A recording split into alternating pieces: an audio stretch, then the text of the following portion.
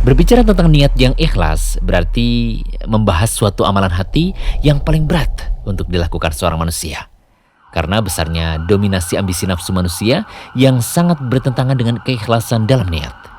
Kecuali bagi orang-orang beriman yang diberi kemudahan oleh Allah Ta'ala dalam semua kebaikan.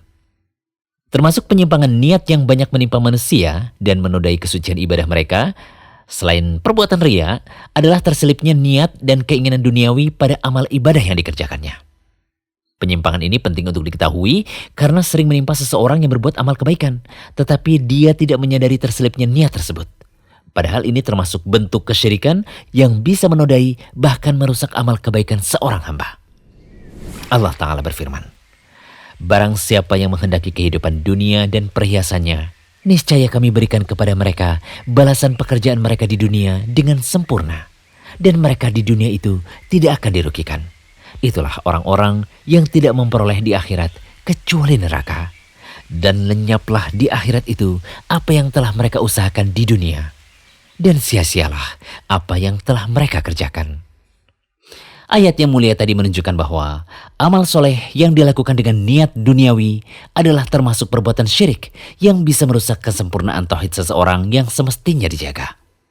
Pun perbuatan ini bisa menggugurkan amal kebaikan. Bahkan perbuatan ini lebih buruk dari perbuatan riya atau memperlihatkan amal soleh untuk mendapatkan pujian dan sanjungan. Karena seseorang yang menginginkan dunia dengan amal soleh yang dilakukannya, terkadang keinginannya itu menguasai niatnya dalam mayoritas amal soleh yang dilakukannya. Sungguh betapa banyak orang yang melaksanakan sholat malam, puasa sunnah, dan banyak sedekah. Tetapi itu semua dilakukan hanya bertujuan untuk menggapai kekayaan dunia, memperlancar rezeki, umur panjang, dan lain sebagainya.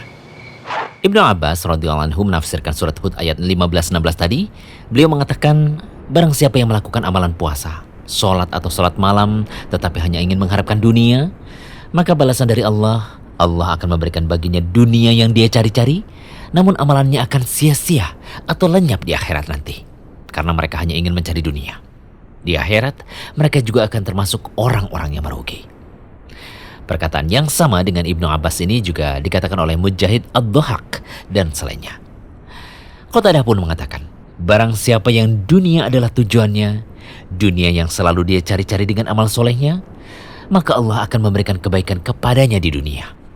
Namun ketika di akhirat, dia tidak akan memperoleh kebaikan apa-apa sebagai balasan untuknya.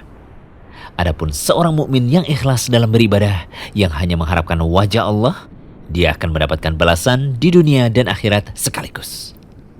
Kita ambil contoh misalnya, seseorang yang melakukan puasa cuma karena ingin menurunkan berat badan, mengontrol gula darah, mengurangi peradangan, meningkatkan fungsi otak dan kesehatan jantung, serta sederet manfaat dunia lainnya.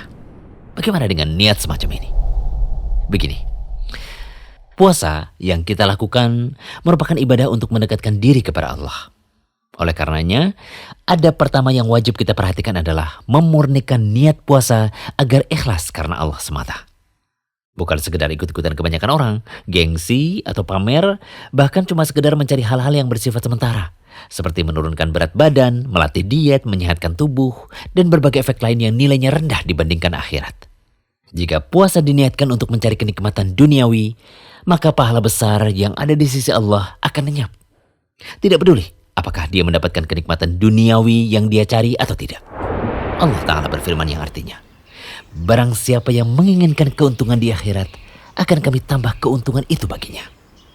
Dan barang siapa yang menginginkan keuntungan di dunia, kami berikan kepadanya sebagian dari keuntungan dunia, dan tidak ada baginya suatu bagian apapun di akhirat.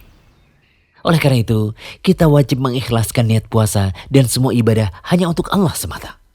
Adapun dampak lain yang didapatkan dari puasa di dunia ini hanya sebagai hikmah tambahan saja, bukan tujuan utama dalam ibadah kita.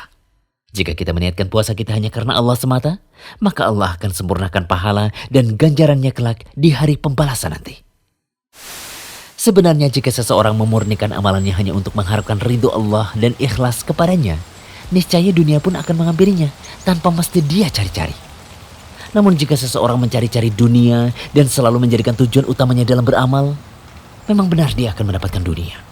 Tetapi hanya sekedar yang Allah takdirkan saja. Ingatlah sabda Nabi berikut ini. Barang siapa yang niatnya adalah untuk menggapai akhirat, maka Allah akan memberikan kecukupan dalam hatinya. Dia akan menyatukan keinginannya yang tercerai-berai, dunia pun akan dia peroleh dan tunduk hina padanya. Namun barang siapa yang niatnya adalah untuk menggapai dunia, maka Allah akan menjadikan dia tidak pernah merasa cukup, akan mencerai-beraikan keinginannya, dunia pun tidak dia peroleh kecuali yang telah ditetapkan baginya. Hadis riwayat Tirmidzi. Syekh Albani mengatakan bahwa hadis ini sahih. Semoga pembahasan ini bisa menjadi bahan renungan untuk segenap kaum muslimin guna memperbaiki niat dalam setiap ibadahnya. Amin. Jangan lupa kunjungi rumaiso.com, update setiap hari, insya Allah.